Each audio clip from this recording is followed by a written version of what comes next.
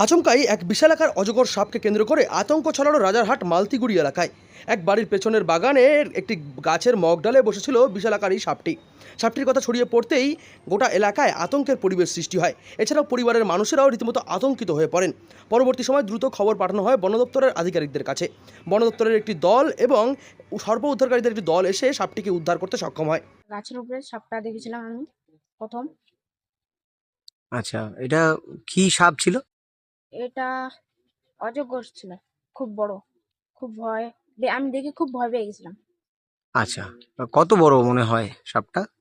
অনেক বড় হবে। গাছের উপরে পাখিগুলো কারণ চেঁচাচ্ছিল, কিন্তু এখানে কি এখন দেখছি উপরে তাকাইয়ে, তখন দেখলাম একটা বড় সাপ, দেখলাম তো ভয় পেয়ে গেছিলাম। বাড়ির লোককে জানালাম।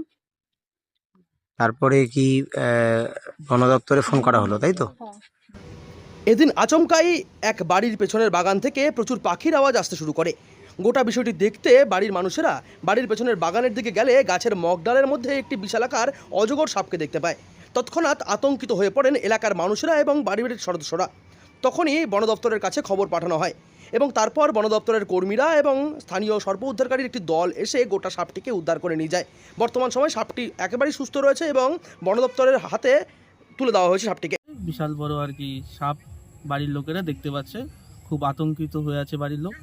তারপর আমাদেরকে ফোন করলো, তারপর আমাদের টিম নিয়ে আমরা ঘটনাস্থলে গেলাম। যাওয়ার পর আমরা সবাই মিলে রেস্কিউ করলাম, ওটাকে গাছ থেকে নামিয়ে বন বিভাগের কাছে জমা করে দিলাম। আচ্ছা, সাপটা কি সাপ ছিল? অজগর সাপ ছিল। আচ্ছা, কত বড় ছিল? আনুমানিক 7 থেকে 7.5 ফিট। যদিও কোচবিহার জেলায় একের পর এক এভাবে বিশালাকার অজগর সাপ উদ্ধার হওয়ার ঘটনায় আতঙ্ক ছড়িয়েছে বেশ অনেকটাই। তবে সর্প উদ্ধারকারীরা মানুষদের অযথা আতঙ্কিত হতে মানা করছেন। কোচবিহার থেকে সার্থক পণ্ডিতর রিপোর্ট, লোকাল 18 বাংলা।